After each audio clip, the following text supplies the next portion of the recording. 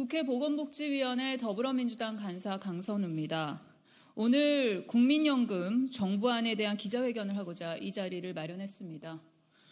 어제 정부가 발표한 국민연금 개혁안은 한마디로 요약을 하면 온 국민의 노후를 불안하게 만드는 그런 개혁안이라고 할 수 있겠습니다. 개혁의 의지가 담겼는지조차도 의문입니다. 기자회견문은 남인순, 김남희 의원님께서 읽어주시겠습니다.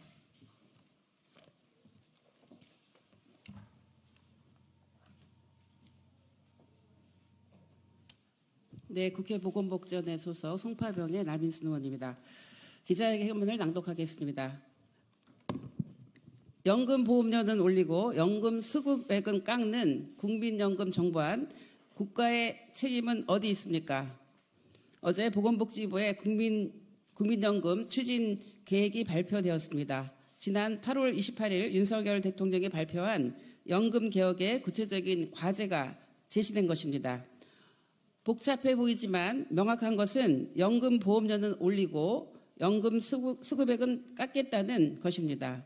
세대 간 형평을 강조했지만 사실상 모두의 연금액을 감소시키고 모두의 노후소득 보장을 불안하게 만드는 안입니다. 첫째, 13, 42 모수 개혁안은 21대 국회 연금특위 공론화 결과를 무시하는 것입니다.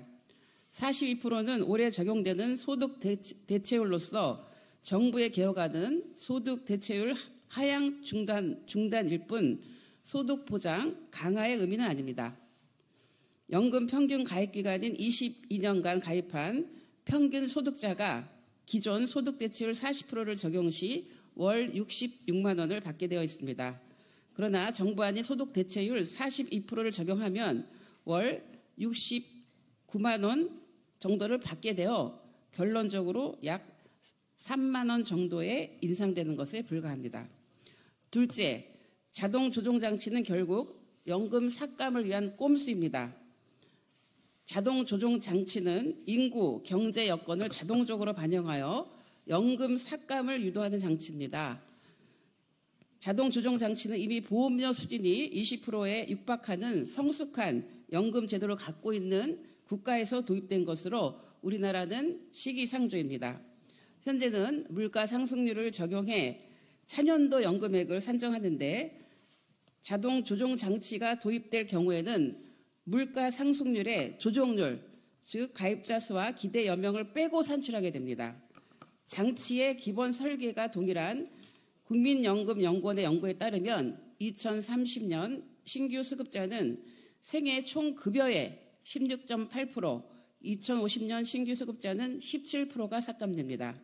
2024년 기준으로 월 평균 수령액은 약 63만 원으로 용돈 연금 수준인데 더 깎으면 노후 대비에 턱없이 부족한 푼돈 연금으로 전락할 것입니다.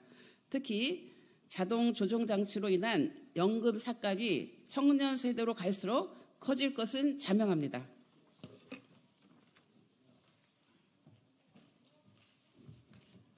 광명의 김남희 의원입니다.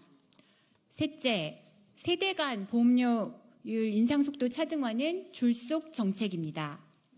세계에서 유례를 찾을 수도 없고 국내에서도 검토된 바가 전혀 없는 제도를 국민들에게 강요할 수 없습니다.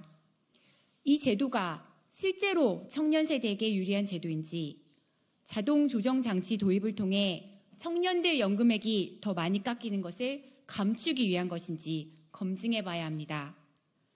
뿐만 아니라 보험료가 가파르게 오르는 중장년 세대는 기업들의 보험료 부담이 커지기 때문에 고용 기피 현상이 우려됩니다. 부모 세대의 고용을 불안정하게 만들 수 있고 부모 세대의 노후 불안은 청년 세대의 부담으로 이어질 수 있습니다. 넷째, 국민연금 크레딧 확대에서도 국가의 책임은 없습니다. 크레딧 확대는 민주당의 오랜 주장이기에 긍정적으로 평가합니다. 그러나 제5차 국민연금 종합운영계획에 담겨있던 사전 지원 방식 변경과 국고 부담 비율 확대가 포함되지 않은 것은 유감입니다.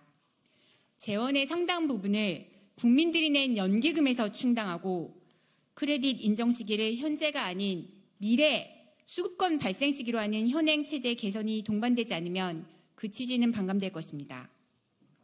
우리는 지난 4월 공론화위원회 합의안이 연금개혁의 출발점이 되어야 한다는 점을 강조해 왔습니다. 윤석열 대통령과 정부 여당은 21대 국회 논의를 무산시킨 것에 대한 사과와 연금개혁 완수를 위한 책임 있는 약속을 하는 것이 우선입니다. 다시 한번 강조합니다. 국민연금 제도는 본질적으로 국가가 운영하는 사회복지제도라는 것을 잊지 마십시오. 따라서 가입자인 국민의 책임을 넘어 국가의 책임이 함께해야 합니다. 신규 세원 확보, 국고 투입 등 국가의 재정 역할이 필요합니다. 윤석열 정부와 여당은 연금조차 국민에게 떠넘길 것이 아니라 튼튼한 국민연금을 위해 국가 책임을 어떻게 강화할 것인지 답을 가져오십시오.